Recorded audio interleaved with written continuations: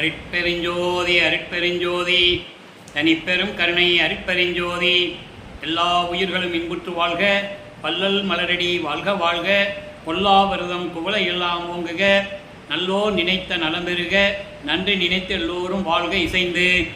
உலக மக்களே, அறிவார்ந்த அன்பர்களே, ஆண்மநேய ஒருமைப்பாடுடைய அன்பர்களே, வல்லப்பமான நமக்கு அருளிய திருவொற்பாவிலிருந்து அருட்பெருஞ்சோதி ஆண்டவருடைய திருவிளையாடல் எப்படி நடந்தது, ஏன் வல்லற்பமானவர்கள் இந்த பூலோகத்திற்கு வருவிக்க உற்றார், எதற்காக வருவிக்க உற்றார் என்ற விளக்கங்களை எல்லாம் திருவொற்பாவின் பாடல் மூலமாக பார்த்து கொண்டிருக்கிறோம்.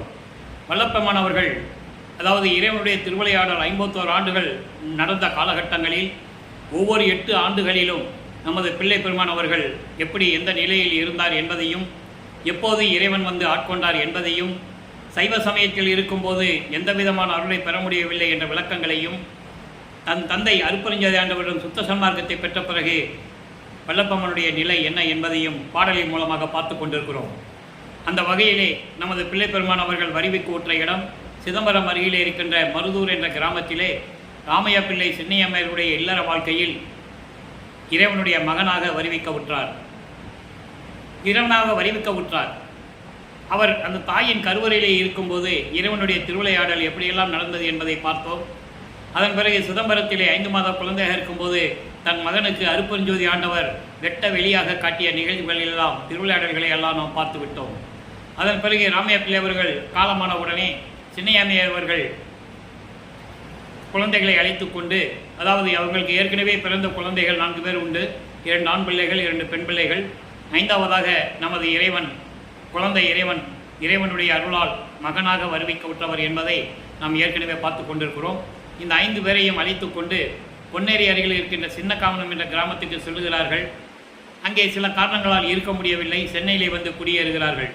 அவர்கள் குடியேறிய பகுதி ஏழுகணர் பகுதியில் இருக்கின்ற வீராசாமி தெருவு என்ற ஒரு தெருவிலே குடியேறுகிறார்கள். நமது குழந்தை இறைவன் வளர்ந்து கொண்டிருக்கிறார். இது முன்னுரை. இதற்கப்புறம் 1/1/1823 ஆண்டு இறைவனுடைய திருவிளையாடல் தொடங்குது.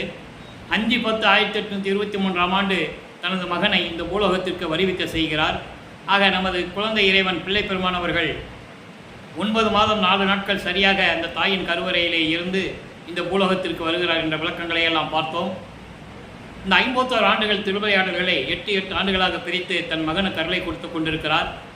முதல் 8 ஆண்டுகளில் நமது குழந்தை இறைவன் பிள்ளை பெருமானுடைய நிலை என்ன என்பதை பார்த்து கொண்டிருக்கிறோம். குழந்தை இறைவன் வளர்ந்து கொண்டிருக்கிறார். பள்ளியிலே சேர்க்க வேண்டிய காலம் வந்துவிட்டது. பள்ளியிலே கொண்டு போய் சேர்க்கிறார்கள். பள்ளியிலே படிக்க முடியாது என்று சொல்லி வெளியே வந்து விடுகிறார். காரணம், அங்கே இறைவனுடைய திருவிளையாடல் நடக்குது. தனது மகன் எந்த ஆசிரியரிடமும் இந்த பூலோகத்தில் கல்வி கற்கக்கூடாது. தனது மகன் இந்த பூலோகத்தில் யாரையும் குருவாக ஏற்றுக்கொள்ளக்கூடாது. இந்த நிலையில் இறைவனுடைய திருவிளையாடல் நடந்து கொண்டிருந்ததனால் இவர் அங்கே படிக்க மனமில்லை, வெளியே வந்து விடுகிறார். அப்போ வெளியே வந்தவுடனே அந்த குழந்தைக்கு வீட்டில் எவ்வளவு பிரச்சனைகள் இருக்குன்னு நமக்கு தெரியும். ஒரு பிள்ளையை பள்ளிக்கூடத்தில் சேர்த்து படிக்க முடியலைன்னு வந்துட்டா வீட்டில் இருக்கிற பிரச்சனைகள்லாம் நமக்கு தெரியும். அதே நிலையில் நமது பிள்ளை பெருமானவர்கள் இருந்து கொண்டிருக்கிறார். அருட்பெருஞ்சோதியாண்டவர் தன் மகனுக்கு வைத்த பெயர் செல்வப்பிள்ளை. அதனால்தான் பிள்ளை பெருமான் என்று கூறுவதுண்டு. உலகியலிலே வைத்த பெயர் ராமலிங்கம். பின்னாளில் அவர் மக்களால் திரு அருட்பிரகாச வள்ளலார் என்று அழைக்கப்பட்டார். ஆக நமது பிள்ளை பெருமானவர்கள் தனிமையான ஒரு இடத்தை தேடுகிறார். அப்படி கிடைத்த இடம்தான் கந்தகோட்டம் என்ற ஒரு முருகன் கோயில் அங்கே சென்னையிலே. அங்கே போய் ஒரு தனிமையிலே இருந்து கொண்டிருக்கிறார். எல்லாரும் தூங்குறதுக்கு முன்னால், அவராவது தூங்கி எந்திரிக்கு முன்னால் எந்திரிச்சு வந்துடுறது, எல்லாம் தூங்குறதுக்கு பிறகு தான் இவர் வீட்டுக்கு போகிறது. இந்த நிலையில் இருக்கும்போது அவங்க குழந்தையை தேடுவாங்கல்ல, ராமலிங்கத்தை காணான்னு, அந்த மாதிரி தேடிக்கொண்டிருக்கின்ற நிலையில் இருந்து கொண்டிருக்கிறார். 8 ஆண்டுகள் முடிந்து விட்டது. முதல் 8 முடிஞ்சு போச்சு. 2வது 8 தொடக்கமாகிறது. அதாவது 9வது ஆண்டு. ஆண்டாறு 3 ஆண்டில் ஆட்கொண்ட அருள்கடலே என்று கூறுவார். அருட்பெருஞ்சோதி ஆண்டவர் தன் மகன் முன் எழுந்தருளி, மகனே, நீ என்னால் வருவிக்க உற்றவன். என் மகன், உன்னால் இந்த பூலோகத்தில் சில காரியங்கள் எல்லாம் நடக்க வேண்டியது இருக்கிறது. அதற்கு உனக்கு முன்பருவம் பின்பருவம் காட்டி அருள் செய்வேன் என்று கூறி, ஞானத்தை பெற்றுக்கொள் மகனே என்று கூறி ஞானத்தை கொடுத்துவிட்டு மறைந்து விடுகிறார். அதன் பிறகு நமது பிள்ளை பெருமானவர்களுக்கு ஒரு மறைப்பு நிலை ஏற்படுகிறது. மறைப்பு நிலை என்பது இதுக்கு முன்னால் தாயின் கருவறையிலே இருந்தது. 5 மாத குழந்தையாக இருக்கும்போது தன்னுடைய தந்தை அருப்பெருஞ்சாண்டவர் வெட்ட வெளியாக காட்டியது, அவர் முன்னால் எழுந்தருளி என் மகனை உன்னால் நான் தான் வருவிக்க விட்டேன் என்று சொன்னது, இதெல்லாம் ஒரு மறைப்பு நிலை ஏற்படுகிறது. இது இறைவனுடைய திருவிளையாடல். அதன் பிறகு இவர் சைவ குலத்திலிருந்து வருவிக்க விட்டதனாலும், அந்த காலகட்டங்களில் சைவ சமயத்தை சேர்ந்தவராக இருந்ததனாலும், சைவ சமயத்தின் தலைவனாகிய சிவபெருமானை ஏற்றுக்கொண்டு நமச்சிவாயா, சிவாய நம, ஓம் சிவாய என்ற மந்திரங்களை சொல்லி சரியை கிரியை யோகம் என்ற 12 நிலைகளில் இருந்து கொண்டிருக்கிறார் நமது பிள்ளை பெருமான் அவர்கள். அப்போது 1ஆம் திருமுறை உருவாகிறது. இப்போ நல்லா கவனிக்கணும், நம்ம வளர்ப்பமானவர்கள் 9வது ஆண்டிலிருந்து 12 ஆண்டுகளுக்குள் இருந்து கொண்டிருக்கிறார். 1ஆம் திருமுறை உருவாகிறது. சிவபெருமானை பற்றி பாடுகிறார். 8 பதியங்கள், 712 பாடல்கள். நம்ம ஏற்கனவே திருவருள் முறையீடு, வடிவுடை மாணிக்க மாலையெல்லாம் இறைவனுடைய திருவிளையாடல் என்ற பதிவுகளை நாம் பார்த்தோம். இன்னும் சில விளக்கங்கள் தர வேண்டியிருப்பதனால் சிவநேச வெண்பாலிலிருந்து விளக்கங்களை பார்த்து கொண்டிருக்கிறோம்.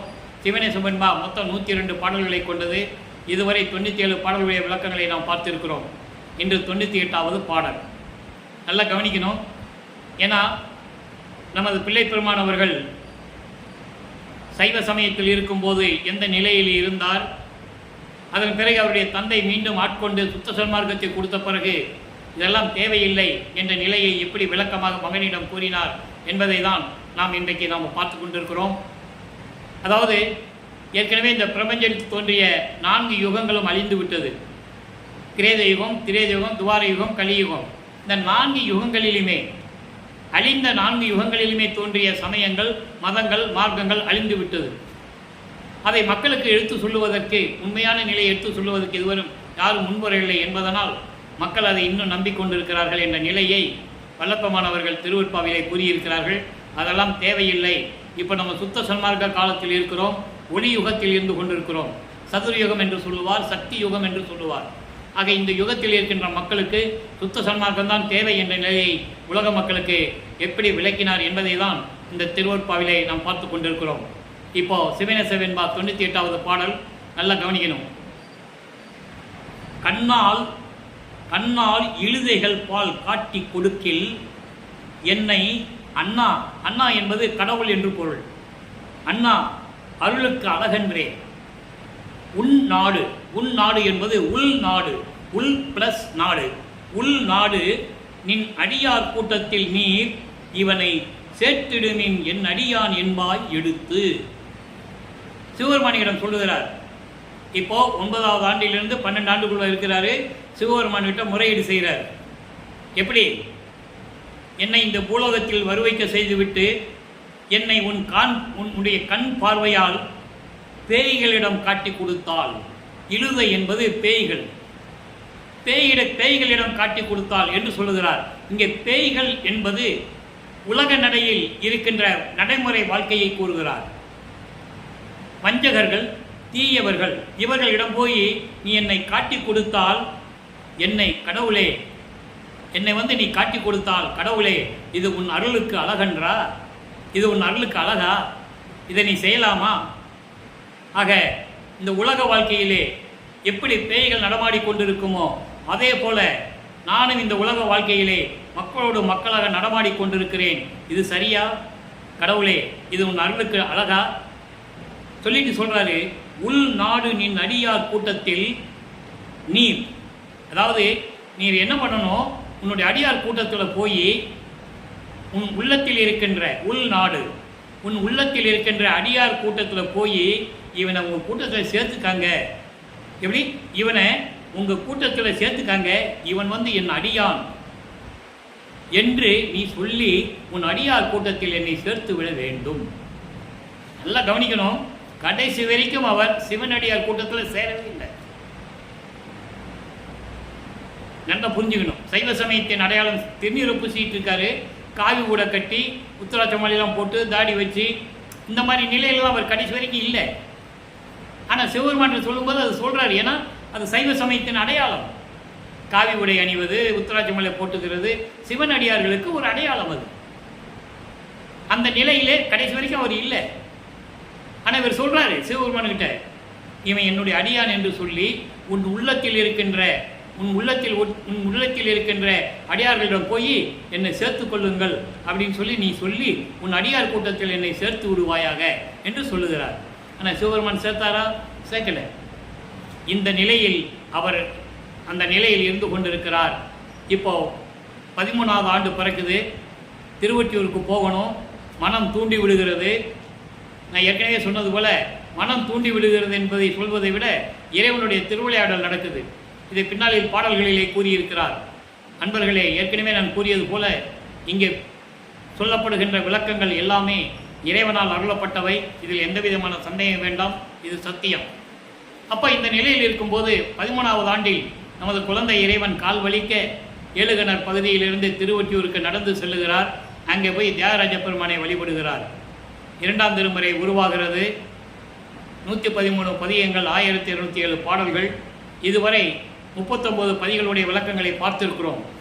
அதிலே திருமுல்லை வாயிலே போய் மாசிலாமணி என்று மனம் உருகி பாடுவதையும், திருவெள்ளி தாயத்திலே போய் சிவபெருமானை பற்றி பாடுவதையும் எல்லா விளக்கங்களையும் நாம் தெளிவாக பார்த்து கொண்டு வருகிறோம். இப்போ நமது பிள்ளை பெருமானவர்கள் 16 ஆண்டுகளுக்குள் இருந்து கொண்டிருக்கிறார். 1824ஆம் ஆண்டிலிருந்து 1840 ஆண்டுகள் வரை 16 ஆண்டுகளில் நமது வள்ளற்பமன்றிய நிலை என்ன என்பதை பார்த்து கொண்டிருக்கிறோம். இப்போ நிரந்தரமாக திருவொற்றியூருக்கு மட்டும் செல்லுகிறார். திருவெள்ளி தாயத்துக்கோ திருமுல்லை வாயிலுக்கோ வர முடியாதுன்னு சொல்லிட்டு வந்துட்டார். எனக்கு காலெல்லாம் வலிக்குதுப்பா எங்கள் அப்பனே, இது ஒன்றெல்லாம் தேடி வர முடியாது அப்படின்னு சொல்லி அங்கேயே சொல்லிட்டு வந்துடுறாரு. சீக்கிரம் வந்து என் அருளை கொடுத்துரு, இல்லைன்னா பெற்ற மகனை தெருவில் விட்டு விட்டான் என்று சொல்லி இந்த உலகம் உன்னை பழிக்குமே, இழிவாக பேசுமே, அந்த பழிச்சொல்லுக்கும் இழிச்சொல்லுக்கும் ஆளாகாமல் விரைவில் வந்து என்னை ஆட்கொள்வாயாக என்று அந்த பாடல்களுடைய விளக்கங்களை எல்லாம் நாம் பார்த்து விட்டோம். இப்போ வல்லப்பமானவர்கள் 16 ஆண்டுகளுக்குள் இருக்கும்போது இந்த 40வது பதிகத்தில் அடிமை திறத்து அலைசல், அடிமை திறத்து அலைசல் என்பது சிவபெருமானுடைய அருள் வல்லமையை பற்றி சொல்லுவது. இங்கே சிவபெருமானை பற்றி சொல்லுவார் பதிகம் 40ல் 2ஆம் திருமுறையில், 6ஆம் திருமுறையில் பதிகம் 40ல் கண்கொள்ளா காட்சியில் அருப்பெருஞ்சாண்டவரை பற்றி எப்படி சொல்கிறாரு, இந்த சமயங்கள் மதங்கள் மார்க்கங்கள் தேவையில்லைன்னு எப்படி சொல்கிறாரு. காரணம், சமயமும் மதமும் சாதி மதமும் சமயமும் காணா ஆதி அனாதயம் அருப்பெருஞ்சோதி, சாதி மதமும் சமயமும் பொய்யென ஆதியில் உணர்த்தி அருப்பெருஞ்சோதி. அருப்பெருஞ்சோதி அவர்களை நீங்கள் பார்த்துருப்பீங்க, படிச்சிருந்தா உங்களுக்கு தெரிஞ்சிருக்கும். நம்ம விளக்கம் சொல்லிகிட்டு இருக்கோம். ஞானசரிகளையும் சொல்லுவார், பொறித்த மதம் சமயம் எல்லாம் பொய் பொய்யே அவற்றில் புகுதாதீர், சிவம் ஒன்றே பொருள் என கண்டறிவின் என்று சொல்லுவார். சிவம் என்பது அருப்பெருஞ்சோதி ஆண்டவர், பொருள் என்பது கடவுள். அருப்பெருஞ்சோதி ஆண்டவர் தான் உண்மையான கடவுள் என்பதை நீங்கள் தெரிந்து கொள்ளுங்கள் என்பதை ஞானசரியில் சொல்லுவார். ஆக இந்த நிலையில் இருக்கும்போது சிவபெருமானை எப்படி கூறுகிறார்? அடிமை திறத்து அலைசல் 5வது பாடல். இதே 40வது பதியத்தில் 5வது பாடல் கண்கொள்ளா காட்சி 6ஆம் திருமுறையில் எப்படி இருக்கின்றதை நீங்கள் புரிஞ்சுக்கணும். அதனால தான் கவனமாக கேட்கணும்னு சொல்கிறேன். விடுத்தேன் விடுத்தேன் தவத்தோர் நெறி தன்னை, விடுத்தேன் தவத்தோர் நெறி தன்னை வியந்தேன் உலக வெண்ணெறியை மடுத்தேன், துன்ப வாரிதனை வஞ்ச மனத்தார் மாட்டு உறவை அடுத்தேன், ஒற்றியப்பா உன் அடியை நினையேன் அலமந்தேன் அலமந்தேன், படுத்தே நமன் செக்கிடும்போது படிரே யாது படுவேனோ. பாடல் பாடல் உங்களுக்கு கஷ்டமாக தான் இருக்கும். இறைவன் கொடுத்த விளக்கம் மிகவும் எளிமையானது. இங்கே பாருங்கள், விடுத்தேன் தவத்தோர் நெறிதன்னை, தவம் இருக்கின்றவர்களுடைய நெறிகளை நான் பின்பற்றவில்லை. எனக்கு எதுவுமே தெரியாது. எதுவும் தெரியாத வயதிலே என்னை இங்கே ஆட்கொண்டு பூலோகத்துக்கு வர செய்துவிட்டு இப்படி செய்தால் எனக்கு என்ன தெரியும்? தவம் இருக்கின்றவர்களுடைய நெறிகளை நான் பின்பற்றவில்லை, எனக்கு தெரியாது. வியந்தேன் உலக வெண்ணெறியை, வியந்தேன் உலக வெண்ணெறியை, உலக நடையில் இருக்கின்ற தீய நெறிகளை தான் நான் விரும்பினேன், வியந்து பார்த்தேன், அதிசயமாக பார்த்து கொண்டிருக்கிறேன். அதோடு மட்டுமல்ல, மடுத்தேன் துன்ப வாரிதனை, வாரி என்பது கடல், துன்பக்கடல், துன்பக்கடலில் மூழ்கி கொண்டிருக்கிறேன். துன்பங்களையும் துயரங்களையும் தாங்கிக் கொண்டு துன்பக்கடலில் மூழ்கி கொண்டிருக்கிறேன். வஞ்ச மனத்தால் மாட்டுருவை அடுத்தேன், வஞ்சமுடையவர்களின் உறவை நாடினேன். இதெல்லாம் எனக்கு தெரியாமல் நடந்து கொண்டிருக்கிறது. திருவொற்றியூரில் இருக்கின்ற திரு ஒற்றியப்பனே, தியாகராஜ பாகனே, உன் அடியை நினையே, உன் திருவடியை நான் நினைக்கவில்லை, நினைத்து கூட பார்க்கவில்லை. அலம் வந்தேன், அதனால் துன்புறுகின்றேன், துன்பங்களை அனுபவித்துக் கொண்டிருக்கிறேன். அதோடு மட்டுமல்ல, இதையெல்லாம் யமன் ஒரு காலத்தில் கொண்டு போய் செக்கில் இடுவானே என்று நினைக்கும் போது நான் எவ்வளவு துன்புறுகின்றேன், எவ்வளவு வருத்தப்படுகிறேன் தெரியுமா? துன்பப்படும் எதுவோ என்று தெரியவில்லை. இந்த பூலோகத்தில் நான் வருவிக்க உற்று படும் துன்பங்கள் எல்லாம் நீ அறிவாய். எனவே விரைவில் வந்து எனக்கு அருள வேண்டும் என்ற நிலையில் இந்த பாடலை நமக்கு அருளியிருக்கிறார்கள்.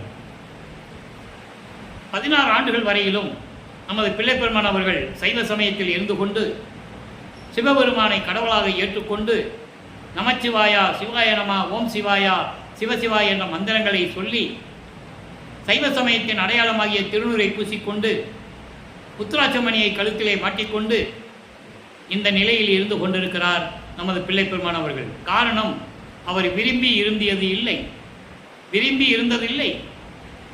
அருப்பெருஞ்சாண்டுடைய திருவிளையாடல் நடக்குது. தன் மகனை சைவ சமயத்தில் இருக்க செய்ய வேண்டும். சைவ சமயத்தில் இருந்து கொண்டு சைவ சமயத்தின் தலைவனாகிய சிவபெருமானை வணங்க வேண்டும். இந்த நிலையில் இறைவனுடைய திருவிளையாடல் நடந்து கொண்டிருக்கிறது. நமது பிள்ளைப்பெருமான் அவர்களும் 16 ஆண்டுகள் வரை இந்த நிலையில் இருந்து கொண்டிருக்கிறார். ஒவ்வொரு 8 ஆண்டுகளிலும் நமது பிள்ளைப்பெருமானுடைய நிலை எப்படி இருந்தது என்பதை தான் திருவருட்பாவின் பாடல் மூலமாக பார்த்து கொண்டிருக்கிறோம். 2-8 வரையிலும் 16 ஆண்டுகள் வரையிலும் நமது பிள்ளைப்பெருமானுடைய நிலை இப்படி இருந்து கொண்டிருக்கிறது. 3வது 8இல் 3ஆம் திருமுறை உருவாகிறது. அந்த விளக்கங்களை எல்லாம் நாம் ஏற்கனவே விரிவாக பார்க்கவில்லை, இன்னும் விரிவாக பார்க்க போகிறோம். அங்கேதான் சிவபெருமான் இவரை பார்த்து திருவழியாக ஓடுவதும், இவர் சிவபெருமானை விரட்டி பிடிக்கப் போவதும், அங்கே இருக்கின்ற மக்கள் இவரை ஏளனமாக பேசுவதையும், இப்படி நிலைகளெல்லாம் நான் நிறைய விளக்கங்கள் தர வேண்டியது இருக்கிறது. ஒரே நாளில் எல்லா விளக்கங்களையும் தர முடியாது. அதனால்தான் 8 ஆண்டுகளாக பிரித்து நாம் இறைவனுடைய நிலையை பார்த்து கொண்டிருக்கிறோம். இப்போ இந்த நிலை முடிந்த பிறகு பிள்ளைப்பெருமான் அவர்கள் 4வது 8இல் இருக்கும்போது தான், அதாவது 4-32 4ஆம் திருமுறை உருவாகிறது. மொத்தம் 12 பதியங்கள்.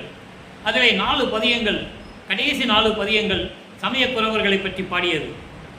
காரணம், அதற்கும் காரணத்தை கூறுகிறார்.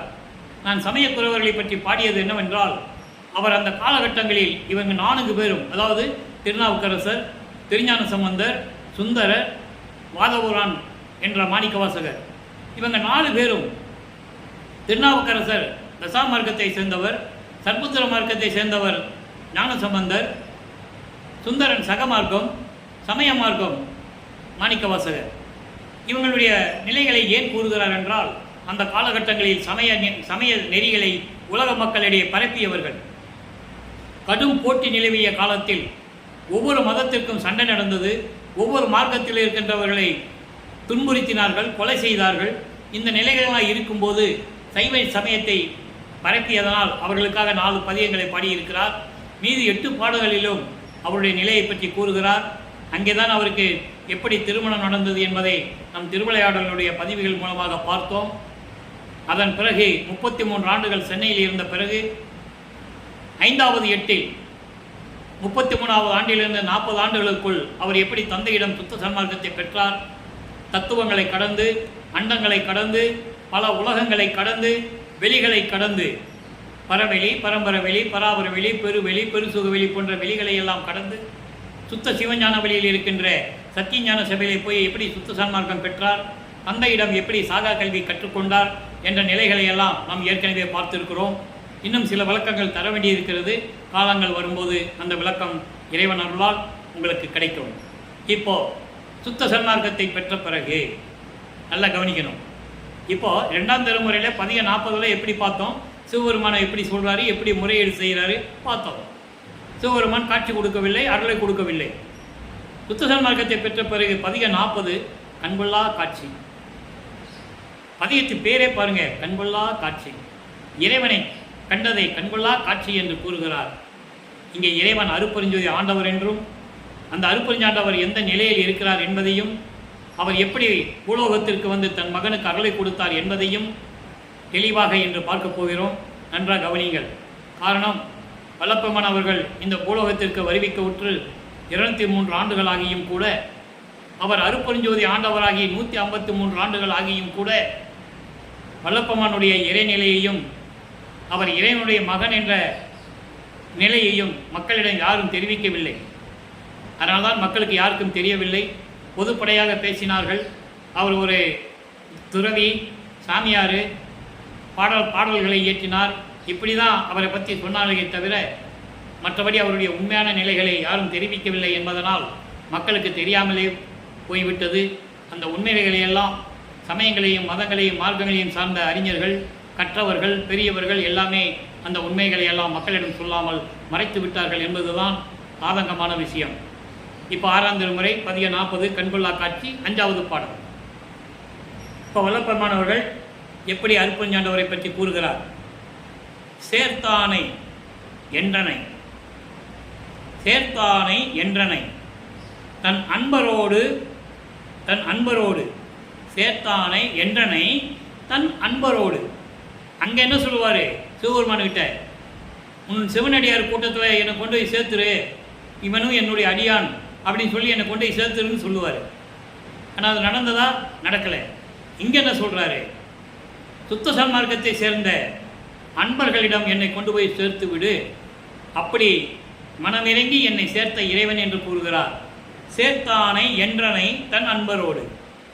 சரியாத மனம் செறிய செம்பொற்றாலில், முதல்ல பாடலை சொல்லிடுறேன், செம்பொற்றாலில் ஆர்த்தானை, அம்பலத்தில் ஆடான் என்ற ஆனந்த நடத்தானை, அருள்கண் நோக்கம் பார்த்தானை, பாராரை பாராதானை, பார்ப்பரவே பார்த்திருக்க பண்ணி என்னை ஈர்த்தானை, ஐந்தொழில் நீ இயற்று என்றானை. அன்றலைங்க இந்த வார்த்தை. வல்லப்பெருமான் சாமியார் துறவையெல்லாம் கிடையாது, இறைவனுடைய மகன். அதான் இங்கே சொல்கிறார், 5 தொழில்களையும் நீ செய் என்று என் தந்தை என்னை கூறினான். அப்படிப்பட்ட இறைவனை எம்மானை கண்டு கழித்திருக்கின்றேனே என்று கூறுகிறார். இப்போ இந்த பாடலுடைய விளக்கம் பாருங்க. சேர்த்தானே என்றனை தன் நண்பரோடு, நான் சுத்த சன்மார்க்கத்தை பெற்ற பிறகு என்னை சுத்த சன்மார்க்க நெறிகளை பின்பற்றக்கூடிய அன்பர்களிடம் கொண்டு போய் என்னை சேர்த்து விட்ட சுத்த சன்மார்க்கத்தை கொடுத்து என்னை சேர்த்து விட்ட என் தந்தையை, அருட்பெருஞ்சோதி ஆண்டவரை. அப்படிதான் அந்த இறைவன் எப்படி இருக்குன்னு சொல்றாரு. அருட்பெருஞ்சாண்டவர் யாரு?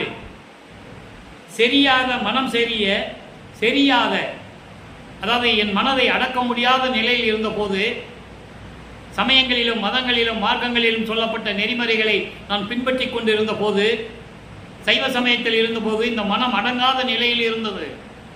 அப்படி மனதை அடக்கி தன்னுடைய பொற்பாலில், அதாவது தன்னுடைய பொன்னான திருவடிகளில் அடக்கம் கொடுத்த இறைவனை எப்படி பார்த்தாராம்?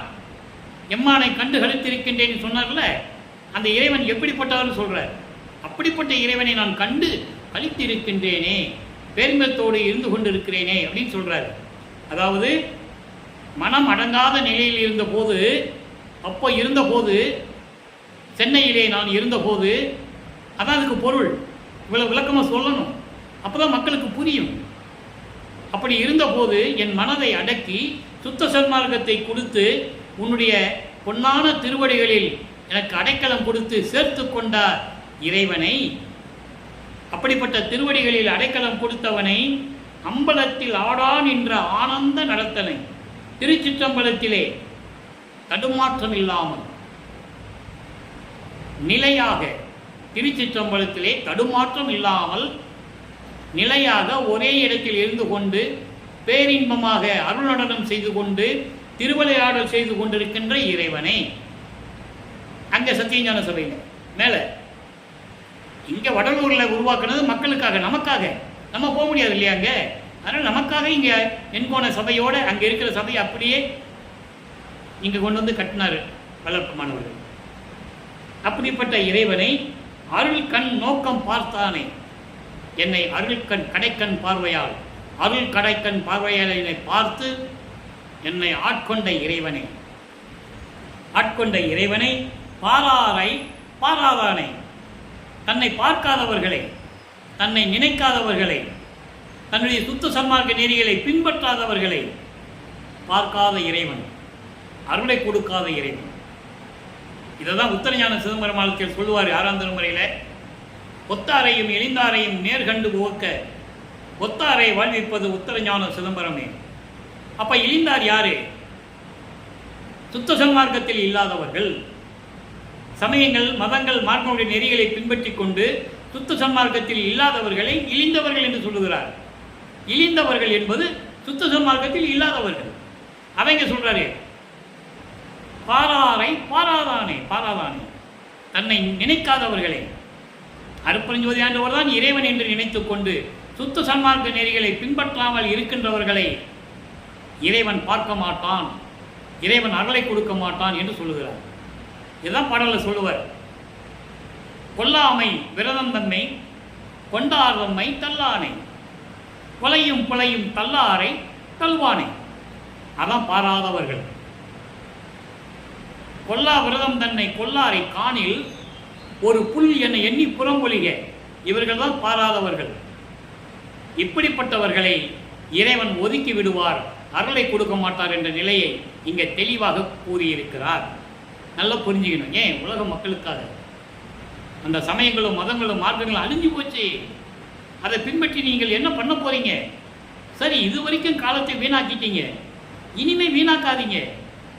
சீக்கிரம் வாங்க வாங்க வாங்கன்னு கூப்பிடுற. நமக்காக தான் கூப்பிடுறாரு. அவர் இறைவன்.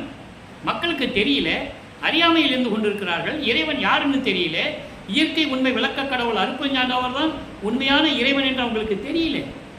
ஆதியும் மந்தமில்லா தோன்றிய இறைவன், சுயமாக தோன்றிய இறைவன் அவங்களுக்கு தெரியல மக்களுக்கு. அதனால வாங்க வாங்கன்னு கூப்பிடுறாரு. அதை தான் ஞானசரியில முதல் பாடலில் சொல்றாரு. 28 பாடல் உண்டு ஞானசரியிலே. இவ்வளவு அற்புதமான பாடல்கள். ஞானசரியை தான் மரணமில்லா பெருவாழ்வை தரக்கூடியது. ஏன்னா சரியை கிரிய யோகம் என்ற 12 நிலைகளும் சமயங்களையும் மதங்களையும் மார்க்கங்களையும் சார்ந்தது. 13வது நிலை அதான் திரையோதச நிலை. 13வது நிலை ஞானசரியை, 14வது நிலை ஞான கிரியை, 15வது நிலை ஞானத்தில் யோகம், 16வது நிலை ஞானத்தில் ஞானம். அதுதான் கடவுள் நிலை அறிந்து அம்மையமாக கூடிய நிலை. இதை பாடல்களிலே சொல்லுவார். சின்னம்பிடி என்ற பாடல்களிலே கூட பதியத்தில் கூட இந்த பாடல் வரும். பன்மார்க்கம் கடந்தேன் என்று சின்னம்பிடி, 12 மேல் நின்று சின்னம்பிடி. நான் 12 மார்க்கங்களை கடந்து வந்து விட்டேன், 13வது மார்க்கமாகிய சுத்த சன்மார்க்கத்தில் இருக்க வேண்டும் என்று சொல்லுகிறார் ஞானசரியை. அதை இங்கே சொல்றாரு. அப்படிப்பட்ட இறைவனை பாராரை பாராதானை பார்ப்பரவே பார்த்திருக்க பண்ணி தொடர்ந்து என்னை சுத்த சன்மார்க்கத்தில் இருக்க வைத்து தொடர்ந்து என்னை அவனையே இடைவிடாது நினைக்க சொல்லி, அப்படி நினைத்து தன் மகன் தன்னை தான் நினைக்க வேண்டும், வேறு யாரையும் நினைக்கக்கூடாது என்ற நிலையில் இறைவனுடைய திருவிளையாடல் நடந்து கொண்டிருக்கிறது. அதான் சொல்றாரு, பார்ப்பரவே பார்ப்பரவே பார்த்திருக்க பண்ணி. அதாவது இடைவிடாது தொடர்ந்து தன் தந்தையே பார்த்திருக்கணுமா, தந்தையே நினைச்சிருக்கணுமா, அப்படி செய்து கொண்டிருக்கின்ற அப்படி இறைவனை எப்படி சொல்றாரு பாருங்க. அதான் சொல்வாரு, என்றே மெய் கண்ட நான் மற்ற பொய் கண்ட தெய்வங்களை மேவுவேனோ அப்படின்னு சொல்லுவார். எப்பவுமே உன்னதானே நான் உண்மையான கடவுள் நினைச்சிட்டு இருக்கேன், அதுக்கப்புறம் ஏன் இந்த மற்ற சிறு தெய்வங்களை நான் நினைக்க போறேன்? பிரம்மன், திருமால், ருத்திரன் போன்ற பதத்தலைவர்கள், சித்தர்கள், முத்தர்கள், ரிஷிகள், முனிவர்களே யாரு? செத்து செத்து பிறக்கும் இவர்கள் என் முன் வழியிலர் என்று சொல்லுவார். இவங்கெல்லாம் செத்து செத்து தான் பிறக்கணும். யாருக்கும் மரணமில்லா பெருவாழ்வு கிடையாது. ஒரு அவதாரம் எடுக்கணும், அந்த யுகம் முடிஞ்சவுடனே, அந்த அவதாரத்துடைய காலகட்டம் முடிஞ்சவுடனே அந்த அவதாரத்தில் அவன் இறக்கணும். அதுக்கப்புறம் தான் மறுபடியும் ஒரு அவதாரத்துக்கு பறக்கணும். நல்லா புரிஞ்சுக்கணும் நீங்க. அப்போ இவங்களெல்லாம் செத்து செத்து பிறக்கக்கூடியவர்கள் என் முன் சரிசமமானவர்கள் அல்ல. என்னுடைய அருள் வல்லமைக்கு இவர்களெல்லாம் எனக்கு கீழானவர்கள் என்று சொல்லுகிறார். எத்தனையோ இடங்களில் மக்களிடம் சொல்ல வேண்டும். அப்போதான் வல்லற்பம்மனுடைய நிலை மக்களுக்கு தெரியும். சும்மா முக்காடு ஓட்டு ரோடு வழியாக போனார், பாடிக்கிட்டு திரிஞ்சாது, திருவூற்றில் இருந்தார் அப்படின்லாம் சொன்னால் மக்கள் என்ன நினைப்பாங்க? சரிதானே? அப்போ அப்படி பார்ப்பரவே பார்த்திருக்க பண்ணி என் உள்ளத்தில் என்றுமே அவனை நினைக்க வைத்து, அப்படிப்பட்ட இறைவனை நினைக்க வைத்து என்னை ஈர்த்தானே, என்னை இழுத்து கொண்டவனை, என்னோடு கலந்து கொண்டவனை, என்னை விட்டு பிரியாமல் இருக்கின்றவனை, அது அருப்பறிஞ்சது அகவல்ல சொல்லுவார், எம்மையினும் என்னை விட்டு இறையும் பிரியாது அம்மையும் அப்பனுமாம் அருப்பறிஞ்சோது. அதான் இங்கே சொல்கிறாரு, பார்ப்பறவே பார்த்திருக்க பண்ணி என்னை ஈர்த்தானே. என்னை விட்டு நீ சிறிதளவு கூட அகலமாக, அதாவது சிறிதளவு கூட விடாமல் இருப்பார், விலகி போக மாட்டார். அப்படிப்பட்ட இறைவனை ஐந்தொழில் நீ இயற்று என்றானே. மகனே, ஐந்தொழில் நீ செய்வாயாக. படைத்தல், காத்தல், அழித்தல், மறைத்தல், அருளல், 5 தொழில்கள் ஏற்கனவே பிரம்மன், திருமால், ருத்திரன், மகேஸ்வரன், சதாசிவம் செய்து கொண்டிருந்தார்கள். எப்போ? கலியுகம் முடிகின்ற வரைக்கும். வல்லப்பமானிடம் அருள், அந்த அருள் சக்தி திருச்செங்கோலாட்சி வருகின்ற வரைக்கும் அவர்கள்தான் 5 தொழில்களை செய்து கொண்டிருந்தார்கள். அவர்களிடமிருந்து குடுங்கி, உங்கள் காலம் முடிஞ்சு போச்சுடா, உங்களுக்கெல்லாம் தேவையில்லை, என் மகன் வந்தாச்சு, என் மகன்கிட்ட கொடுக்க போகிறேன்னு கொடுத்துட்டார். திருக்கொடை புகழ்ச்சின்ற வார்த்தையில் நிறைய இருக்குது பாடல்கள், எக்கச்சக்கமான பாடல்கள் இருக்குது. ஐந்தொழில் நீ இயற்று என்றானை. அப்படிப்பட்ட இறைவனை, எம்மானை கண்டு கழித்திருக்கின்றேனே. அப்படிப்பட்ட இறைவனை, என் தந்தையை பார்த்து மகிழ்ச்சியோடு இருந்து கொண்டிருக்கிறேனே அப்படின்னு சொல்றார். ஆக சைவ சமயத்தில் தன் மகனை இருக்க செய்து, அங்கே சிவபெருமானை வழிபட செய்து, திருநூறு பூசை செய்து, அந்த சம்பிரதாயங்கள் இருக்க பழக்க வழக்கங்கள், அதாவது சங்கற்ப விகற்பங்கள்னு சொல்லுவார். ஒவ்வொரு சமயத்துக்கும் சங்கற்ப விகற்பங்கள் உண்டு, அது வேறுபாடும் உண்டு. அது வைஷ்ணவத்துக்கு தனி நாமம், சைவத்துக்கு திருநீர், இப்படி ஒவ்வொரு சமயத்துக்கும் வழிபாடு உண்டு. அதெல்லாம் இல்லாமல் முதலாளி இருக்க செய்து திருநீர் பூசை வச்சு, அதுக்கப்புறம் இதெல்லாம் உனக்கு வேண்டாம் மகனே, வேண்டாம், நீ மக்கள்கிட்ட சொல்லிவிடு, ஏன்னா உனக்கு சுத்த சன்மார்க்க தரப்போகிறேன், இனிமேல் மக்களுக்கு இதான் தேவை அப்படின்னு சொல்லி, நண்பர்களே, நான் ஏற்கனவே கூறியது போல் மறுபடியும் கூறுகிறேன், இதெல்லாம் இப்போ நான் சொல்கிறது கற்பனை அல்ல, கதை அல்ல. திருவருட்பாவில் பாடல்கள் உண்டு, யாரும் மறுக்கவும் முடியாது, மறக்கவும் முடியாது. நல்லா புரிஞ்சுக்கணும். இதெல்லாம் பாடலில் இருக்கிற விளக்கங்கள்லாம் உங்களுக்கு சொல்கிறாங்க. அதாவது அதுக்கு ஒரு சின்ன விளக்கம் தர வேண்டியிருக்கு, நேரம் போயிட்டு இருக்கு, இருந்தாலும் அந்த விளக்கத்தை சொல்லி தான் ஆகணும். 33 ஆண்டுகள் கழித்து 32வது 4வது எட்டில் இருக்கும்போது அருப்பஞ்சாண்டவர் என்ன பண்ணிட்டாரு, மகனை விட்டு பிரியாமல் ஒரு சிவனடியார் வேடத்தில் வந்து திருவொற்றியூர் கோயிலில் வந்து உட்காந்துக்கிட்டார். நல்லா புரிஞ்சுக்கணும். அங்கே சிவனடியாருக்கெல்லாம் திருநூறு கொடுத்துட்டு இருக்காரு. யார்? அருப்பஞ்சாண்டவர் சிவனடியார் வேடத்தில் இருந்து. இது ஏன் செய்கிறாருன்னா, தன் மகனுக்கு வேண்டாம் என்று சொல்ல வேண்டும். இவரும் போய் கை நீட்டுறார்.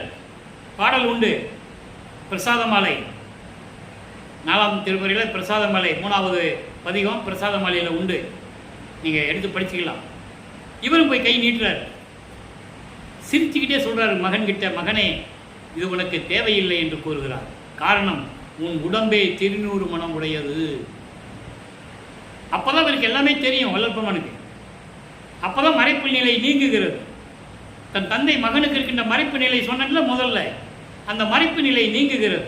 பிரவண தேகம் திருநூறு மனம் வீசக்கூடியது, சுத்த தேகம் மல்லிகை மனம் வீசக்கூடியது, ஞான தேகம் கற்பூர மனம் வீசக்கூடியது.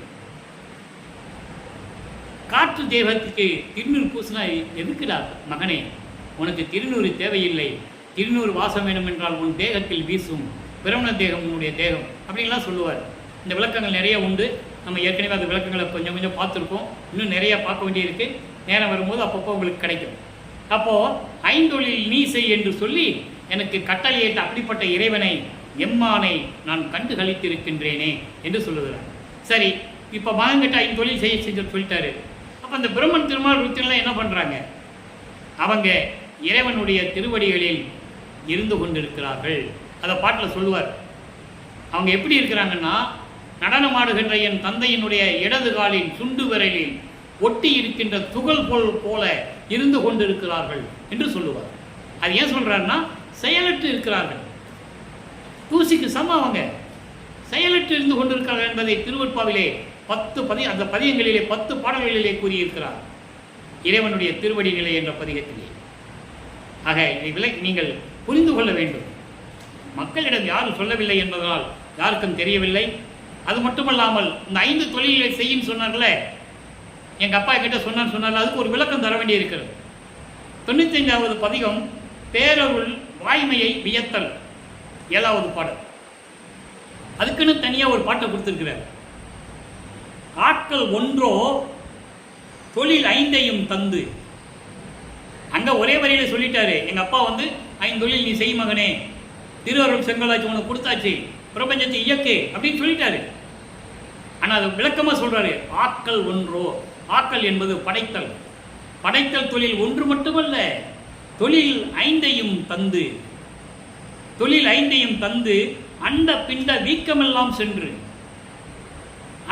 அண்டங்களை எல்லாம் கடந்து சென்று, பிண்டங்கள் என்பது உயிரினங்கள், 84 லட்சத்து யோனி பேதங்களில் பிறந்த உயிரினங்கள், எல்லா உயிர்களிடத்திலும் நீ இருக்கணும். எல்லா உயிர்களையும் நீ தான் படைக்கணும், எல்லா உயிர்களையும் நீ தான் காக்கணும். எல்லா உயிர்களும் அவர்களுக்கு ஏற்றபடி அந்த அழிவு காலம் ஏற்படும். யாரும் நிரந்தரமாக இருக்க போறதில்லை. அப்போ இந்த 5 தொழில்களையும் எல்லா உயிரினங்களிலும் எல்லா அண்டங்களிலும் நீ தான் போய் செய்யணும். வீக்கமெல்லாம் சென்று எல்லா இடங்களுக்கும் நீ சென்று உன் இச்சையின் வண்ணம் விளங்குக. நீ உன் விருப்பப்படி விளையாடு. விளையாடுக உன் இச்சையின்படின்னு சொல்லுவார் ஒரு பாடல்ல. உன் விருப்பப்படி இந்த பிரபஞ்சத்தில் விளையாடு மகனே. இனிமே இது உன் காலம். நீ பிரபஞ்சத்தை இயக்கிக் கொண்டிருக்கிறாய். எல்லா தொழிலையும் செய்து நீ இயக்கிக் கொண்டிரு அப்படின்னு சொல்றாரு. சொல்லிட்டு ஏக்கமுறை என்று எனக்கு உரைத்து, அஞ்சாதே மகனே, ஏக்கமடையாது, பயப்படாது. ஏன் பயப்படுகிறாய்? உள்ளத்தில் உனக்கு பயம் இருந்து கொண்டே இருக்கிறது. எப்படி நாம் இதை செய்ய போகிறோம் என்று பயந்து கொண்டிருக்கிறாய். பயப்படாதே, நான் தான் உன்னோடு உன் உள்ளத்தில் இருந்து கொண்டிருக்கிறேனே. என்னோடு நீ கலந்து கொண்டிருக்கிறாயே, ஏன் பயப்படுகிறாய்? உன் இச்சையின்படி நீ விளையாடு, 5 தொழிலையும் செய். ஏக்க முறையில் மகனை என்று உரைத்து அருள் ஜோதியும் ஈந்து சொல்லிட்டாரா. அருள் ஜோதியும் கொடுத்து திருஅருள் செங்கோலாட்சியும் கொடுத்து எனக்கே, எனக்கு மட்டும். இந்த எனக்கு என்ற வார்த்தை திருவருட்பாலே பல இடங்களில் உண்டு. இவர் சொல்லும்போது எனக்கு மட்டும்தான் கொடுத்தார் என் தந்தைன்னு சொல்லுவார். பிரபஞ்சத்தில் அவர் யாருக்கு கிடையாதுன்னு சொல்லுவார். அவர் மகன்கிட்ட சொல்லும்போது உனக்கு மட்டும்தான் கொடுத்தேன்னு சொல்லுவார். சாவா நிலை இது தந்தனம் உனக்கே, ஆவா என அறியா இருப்பது. எப்படி சொல்றாரு பாருங்க. இவர் கேட்பாரு, நோவாத நோன்பு என்னை போல் நோற்றவரும், எஞ்ஞாண்டும் சாகாவரம் என்னை போல் சார்ந்தவரும், தேவா நின் பேரருளை என்னை போல் பெற்றவரும், எவ்வுலகில் யார் உலர்? சற்றே அறை. அறைன்னா சொல்லுன்னு அர்த்தம். உன்னை வந்து நான் நம்புற மாதிரி இல்லை. காரணம், உன்னை பிரபஞ்சம் தோன்றிய காலத்திலே உன்னோடு இருந்தவன், உன் மகனாக. உன்னுடைய திருவிளையாடலாம் எனக்கு தெரியும். எனக்கு தெரியாமல் மறைச்சி நீ யாருக்காவது மரணமில்லா பெருவாளை கொடுத்துருக்கியா? இல்லை எனக்கு மாதிரி என்கிட்ட கொடுத்த மாதிரி எல்லாருக்கும் யாருக்காவது கொடுத்துருக்கியா? இருந்தால் சொல்லிடுப்பா அப்படின்னு கேட்குறாரு. அதுக்கு அருப்பெருஞ்சோதி அகவல்ல சொல்கிறாரு மகன்கிட்ட, இல்லை மகனே, சாவா நிலை இது தந்தனம் உனக்கே, ஆவா என அருளியா அருப்பெருஞ்சோதி, உனக்கு மட்டும் தான் கொடுத்தேன், வேறு யாருக்கு நான் கொடுக்கல அப்படின்னு சொல்கிறேன். நோவா நோம்புனா என்ன அர்த்தம்? விளக்கங்கள் நிறைய இருக்கு. எனக்கு நேரம் தான் பத்தல அன்பர்களை சொல்லுவதற்கு. அங்கே சமயங்களையும் மதங்களையும் மார்க்கங்களையும் சார்ந்தவர்கள் உடம்பை வருத்தி சாப்பிடாம தூங்காம தண்ணி குடிக்காம உடம்புல இருக்கிற எலும்பெல்லாம் தெரியிற மாதிரி தவம் இருந்தாங்க. இறைவனை பார்க்கறதுக்கு முடியல. தீ வளர்த்து ஊசி பலகையை போட்டு ஒத்த கடல நின்னா இறைவனை பார்க்க முடியல. கற்பங்கள் பல கோடி செல்ல தீயினும் கடலிடு ஊசி மேல் காலை ஊன்றி நிற்பவருக்கு ஒழித்து. அழகா சொல்லுவார் மகாதேவ மாலைங்க. அப்பெல்லாம் நமது பிள்ளை பெருமானவர்களுக்கு 12 ஆண்டுகள் தான். நல்லா கவனிக்கணும். தந்தையிடம் ஞானத்தை பெற்ற பிறகு அப்படிலாம் சொல்றாரு. ஆனா அருப்பெருஞ்சாண்டவர்னு சொல்ல முடியாது, அவரால் தெரியாது. சிவபெருமானதான் சொல்லுவார். நல்லா புரிஞ்சுக்கணும் நீங்க. அப்போ சொன்னதெல்லாம் அருப்பெருஞ்சாண்டவர்னு அவருக்கு தெரியாது. சிவபெருமானதான் அருப்பெருஞ்சாண்டன் நினைச்சு, அருப்பெருஞ்சாண்டன் அவருக்கு யாருன்னு தெரியாது, சிவபெருமான நினைச்சிட்டு சொல்றாரு. சுத்ததர்மார்க்கத்தை பெற்ற பிறகுதான் அவங்க அப்பா வந்து அந்த மறைப்பை நீக்கின பிறகுதான் எல்லாமே இவருக்கு புரியும். அப்பதான் ஐயோ அறிவில்லாம பண்ணிட்டோமே, தப்பா பாடிட்டோமே, தப்பா செஞ்சிட்டோமே அப்படின்னு பேருபதேசத்தில் சொல்லுவார். அற்ப அறிவாக இருந்ததனால் நான் சமயங்களில் இருந்து கொண்டிருக்க சூழ்நிலை எனக்கு ஏற்பட்டு விட்டது, நான் விரும்பி இருந்ததில்லை என்று சொல்லுவார். அப்படி சொல்லிட்டு இங்க சொல்வாங்க, அருண்ஜோதியை ஈர்ந்து எனக்கே ஊக்கமெல்லாம் உற உள்கலம் தான். நான் சொல்லிட்டேன்னே. இவன் பயப்படுறாரு. இப்போ ஒரு மேனேஜர்கிட்ட வந்து ஒரு முதலாளி வந்து நீ மேனேஜர் இல்லைப்பா, நீ ஒரு மேனேஜிங் டைரக்டர் போஸ்ட்டில் ஒன்று கொடுத்துட்றேன், நீ எல்லாம் பார்த்துக்கணும் போது அவருக்கு ஒரு பயம் இருக்கும். நம்மளால் ஒழுங்காக நடத்த முடியுமா, கம்பெனியை லாபகரமாக நடத்த முடியுமா, ஒருவேளை கம்பெனி நஷ்டத்தில் போயிடுச்சுன்னா நம்ம மேலே பழி வந்துடுமே, இல்லை ஒரு பயம் இருக்கும்ல. அந்த மாதிரி அவருக்கு பயம் இருந்ததை ஏக்க முறையில், மகனே நீ பயப்படாத மகனே, ஏன் தயங்குற, நான் தான் உள்ளத்தில் இருக்கிறேனே, எப்படி நீ தப்பு பண்ண முடியாது, நீ சரியாக செய்வாய், செய், ஏக்க முறையில் என்று எனக்கு ஊக்கமெல்லாம் ஒரு உள்கலந்தான் என் உடையவனே. எல்லா அருள் வல்லமையும் பெறுவதற்காக திடம் உறுதி எனக்கு வர வேண்டும் என்பதற்காக என் தந்தை என் உள்ளத்தில் கலந்து கொண்டான், என் உள்ளத்திலிருந்து கட்டளை இடுகிறான், நான் செய்கிறேன். எப்படி சொல்றாரு பாருங்க. ஆக அன்பர்களே, வல்லப்பெருமானுடைய இறைநிலையை நீங்கள் புரிந்து கொள்ள வேண்டும். அவர் இறைவனுடைய மகனாகவே வருவிக்கப்பட்டவர். சுத்த சன்மார்க்கத்தை உலக மக்களிடம் சொல்ல வேண்டும். உலக மக்களை எல்லாம் சுத்த சன்மார்க்கத்தில் இணைத்து உலக மக்கள் எல்லாம் மரணமில்லா பெருவாழ்வில் வாழ வேண்டும் என்ற நிலைக்காகத்தான் அவர் இந்த பூலோகத்தில் 51 ஆண்டுகள் மக்களோட மக்களாக இருந்தார். இறுதியிலே தனது தந்தை அருட்பெருஞ்சாண்டவர் தானாக வந்து மகனோடு இரண்டரை கலந்து அருட்பெருஞ்சோதி ஆண்டவராகிவிட்டார்கள் என்பதை நீங்கள் புரிந்து கொள்ள வேண்டும். எனவே அப்படிப்பட்ட இறைவனை, தீப வடிவில் ஒளி வடிவில் இருக்கின்ற இறைவனை, அருட்பெருஞ்சோதி அருட்பெருஞ்சோதி தனிப்பெருங்கண்ணை அருட்பெருஞ்சோதி மகாமந்திரத்தை சொல்லி இறைவனுடைய அருளையும் செல்வங்களையெல்லாம் பெற்று நீங்கள் இந்த வையகத்தில் வாழ்வாங்கு வாழ வேண்டும், மரணமில்லா பெருவாழ்வில் நீங்கள் வாழ வேண்டும் என்று இறைவனுடைய தயவுடையும் தயவையும் கருணையும் பெற்ற வள்ளலார் ஊழியன் என்ற அடிப்படையில், வள்ளல் பெருமானின் ஆசி பெற்ற வள்ளலார் ஊழியன் என்ற அடிப்படையில் உங்களையெல்லாம் வாழ்த்தி வணங்கி விடைபெறுகிறேன். நன்றி, வணக்கம். அருட்பெருஞ்சோதி அருட்பெருஞ்சோதி தனிப்பெருங்கருணை அருட்பெருஞ்சோதி. தினமும் இறைவனுடைய இறைநிலை வரும் கண்டு கழித்து மகிழ்ந்து இறைவனர்களை பெற்றுக்கொள்ளுங்கள்.